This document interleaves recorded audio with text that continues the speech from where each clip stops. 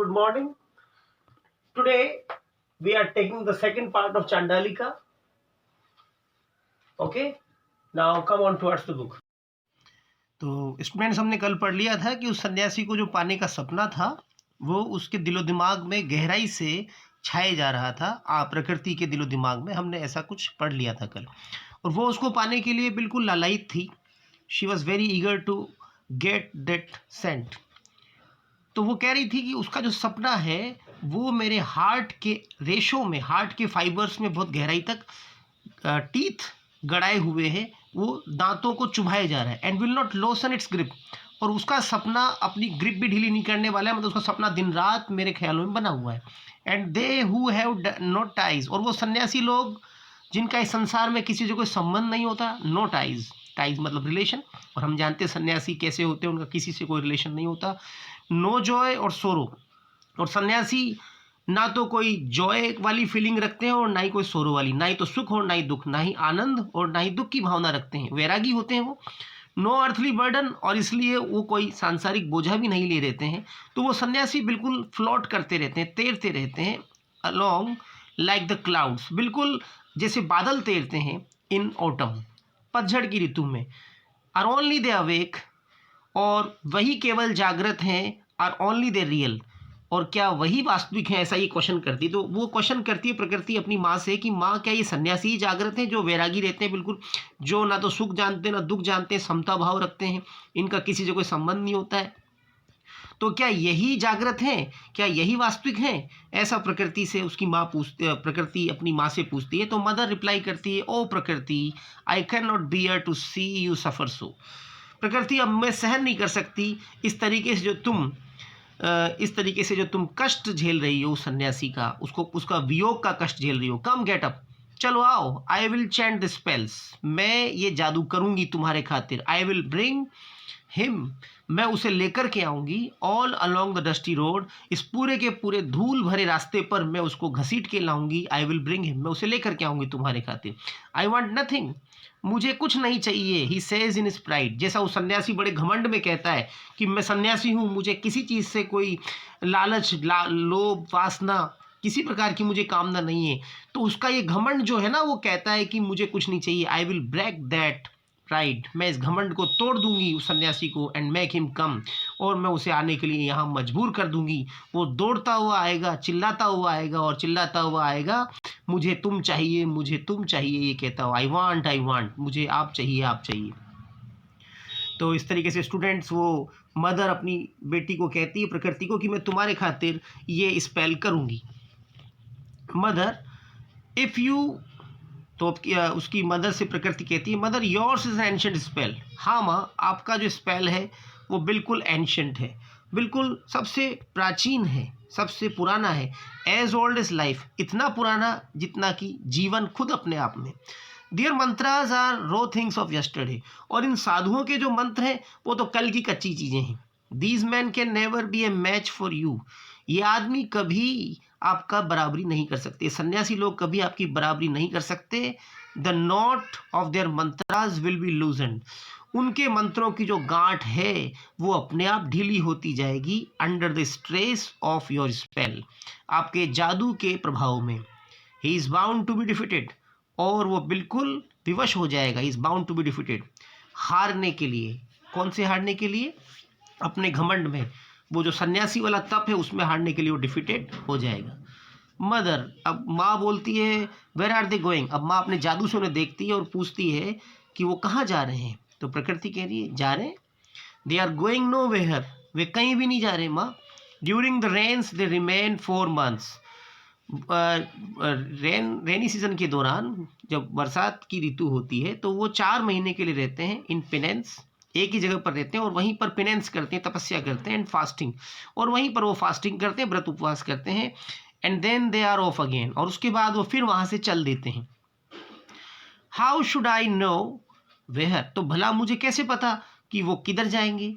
Dates what they call being awake, और इसी को ही वो कहते हैं कि साहब वो जीवित हैं, इसी को वो मानते हैं कि वो अपने आप में जागृत हैं, इसी को वो तपस्या करने को, सबसे विरक्त रहने को ही वो क्या कहते हैं कि हम जागृत हैं, हमारा किसी से मोह माया बंधन नहीं है, हम एक जगह नहीं रहते हैं, चल देते हैं, किसी से कोई संबंध नहीं है, इसी को वो बीइंग अवेक, जगे हुए होना, जागृत होना कहते हैं। तो माँ बोलती है then why are you talking of spells, तो फिर तुम जादू टोने की बात क्यों कर रही हो? जब वो सन्यासी है, उन्हें तुमसे लगा भी नहीं है, तो आप जादू टोने की बात क्यों कर रही हो? यू क्रेजी गर्ल, अरे पगली, वो अपनी बेटी को कहती है, you crazy thing, he is going so far, वो बहुत दूर जा रहा है, how am I to bring him back, मैं उसे कैसे अपने जादू से वापस ला सकती हूँ?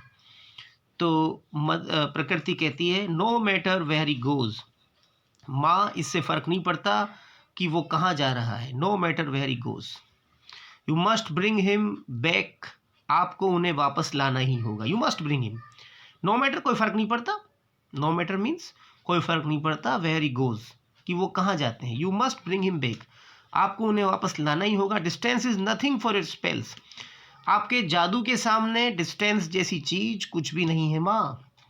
ही showed no pity to me, उस सन्यासी ने मुझे कोई दया नहीं दिखाई, यहाँ दया नहीं दिखाने से मतलब है उस सन्यासी ने मेरे पर कोई ध्यान नहीं दिया, मैं उसके प्रेम में पड़ी हुई हूँ पर उसने मुझे नेग्लेक्ट किया, उसने मेरी उपेक्षा की, तो उसने मुझ पर कोई दया नहीं दिखाई, I shall show none to him, तो मैं भी उस पर कोई दया नहीं दिखाऊंगी, चैंट योर स्पेल, आप आपका जादू मंत्र पढ़ो, योर क्रूलेस्ट स्पेल्स, आप तो आपका सबसे जो निर्दयी से निर्दयी जादू है उसको पढ़ो, विंड देम, और इस जादू को पहुंचा दो हवा की तरह, wind them about his mind, उसके माइंड में पहुंचा दो, उसके दिलो दिमाग में पहुंचा दो ये जादू, जब तक कि हर एक इस जादू की कड़ी बाइट्स डीप, उसको गहराई तक ना काट खाए, अंदर तक ना कचोट जाए, तब तक ये जादू अपना करती रहो, टिल एवरी कॉइल मीन्स हर एक कड़ी बाइट्स डीप, गहराई तक उसको ना काट खाए, तब तक अपना जादू हवा की तरह, wind them about his mind, उसके अंदर तक पहुंचा दो,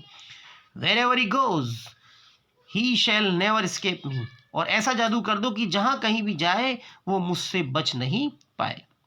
तो ऐसा प्रकृति अपनी माँ से कहती है कि माँ ऐसा जादू करो कि वो मुझ तक खींचा चला है और बेचैन हो जाए, इस तरीके से वो कहती है। तो माँ बोलती है यू नीडंट फियर, आपको डरने की जरूरत नहीं है बेटा, it's not beyond our powers, हमारा जादू उनकी शक्ति से परे नहीं है, हम उन पर कंट्रोल कर सकते हैं, I will give you this magic mirror, अब मैं आपको ये एक मैजिकल मिरर देती हूँ, एक जादू वाला दर्पण देती हूँ, you shall take it in your hand, आप इस दर्पण को अपने हाथ में लो और डांस करो, shadow will fall on the glass, वो जो सन्यासी उसकी परछाई इस ग्लास पर गिरेगी, इस मिरर पर गिरेगी, and it you will see what happens to him, और फिर आप देखना कि जैसे उसकी परछाई इस ग्लास पर पड़ेगी तो क्या प्रभाव पड़ता है कि उसके साथ, यू विल सी, तुम देखोगी व्हाट हैपन्स टू हिम, कि उसका क्या हाल होता है, what happens to him and how near he has come, और आपको यही पता पड़ जाएगा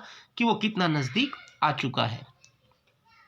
तो जो प्रकृति है वो अपनी माँ से बोलती है सी देयर द क्लाउड्स, माँ वहाँ पर जो बादल हैं उन्हें देखो, see there the clouds, the storm clouds, वहाँ जो दूर आसमान में दिखाई दे रहे हैं वो तूफानी बादल दिखाई दे रहे हैं, गैदर्ड इन द वेस्ट, और ये बादल सब के सब वेस्ट में इकट्ठा हैं, the spell will work mother, माँ ये जो आपका स्पेल है ये बिल्कुल काम करेगा, इट विल वर्क, ये बिल्कुल काम करेगा, हिज मेडिटेशंस, उसकी जो मेडिटेशंस हैं, उसकी जो शुष्क सूखी जो प्रार्थनाएं हैं ध्यान वाली, उसकी जो ड्राई मेडिटेशंस हैं, विल स्कैटर, उसकी जो ड्राई मेडिटेशंस हैं वो सारी की सारी बिखर जाएंगी, स्कैटर हो जाएंगी, बिल्कुल उसकी जो ड्राई मेडिटेशन है वो बिल्कुल बिखर जाएगी, लाइक विदर्ड लीव्स, जैसे मुरझाई हुई पत्तियां होती हैं, his lamp will go out, उसका जो दिया है बुझ जाएगा, उसका ज्ञान का दिया सब बुझ जाएगा, उसकी तपस्या का दिया बुझ जाएगा, lamp will go out, his path will be lost in the darkness, इस जादू से उसका जो मार्ग है वो गुम हो जाएगा, लॉस्ट हो जाएगा अंधेरे में, इस मेरे जादू से उसका जो रास्ता है वो अंधेरे में गुम हो जाएगा, और जैसे एक पक्षी होता है डेड ऑफ नाइट, आधी रात को गिर जाता है फड़फड़ाता हुआ जैसे एक पक्षी आधी रात को गिर जाता है फड़फड़ाता हुआ इनटू द डार्क कोर्टयार्ड, जैसे अंधेरे में आधी रात को एक पक्षी जो है फड़फड़ाता हुआ अंधेरे आंगन में गिर जाता है और जो इसका नेस्ट होता है वो बिल्कुल टूट जाता है, ब्रोकन इन द स्टॉर्म। बिल्कुल वैसे ही जैसे एक पक्षी का घोंसला तूफान में टूट जाता है, ब्रोकन इन द स्टॉर्म, वैसे ही फड़फड़ाते हुए वो अंधेरे आंगन में आ गिरेगा।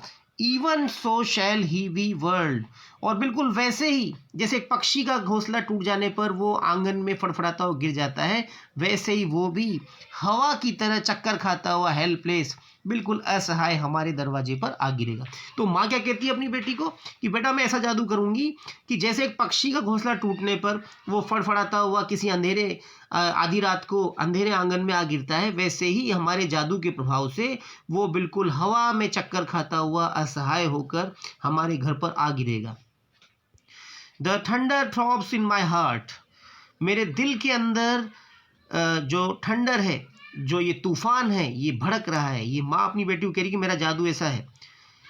My mind is filled with the lightning flash, और जो मेरा माइंड है, जो मेरा दिलो दिमाग है, मेरा मस्तिष्क है, वो बिजली की चमक से भरा हुआ है। The waves form high in an ocean, बिल्कुल वैसे ही जैसे लहरें ऊंची उठी हुई हो, फॉर्म हाई, जैसे लहरें ऊंची उठी हुई एक समुद्र में, हुज शोर, जिसका किनारा मुझे नजर नहीं आ रहा। ऐसे मेरे दिलो दिमाग में बवंडर छाया हुआ है, जैसे लहरें समुद्र में ऊंची उठी हुई हो, जिसका किनारा नजर नहीं आ रहा हो, और बिजली की चमक से मेरा दिलो दिमाग, मेरा मस्तिष्क भरा हुआ है। एक तूफान सा थ्रॉब्स धड़क रहा है मेरे दिल में। ओके स्टूडेंट्स, तो ये मीनिंग्स आप वर्ड्स के मीनिंग्स भी आप नोट करते रहें, मैं इसीलिए आपको पॉइंटर से शो कर रहा हूँ।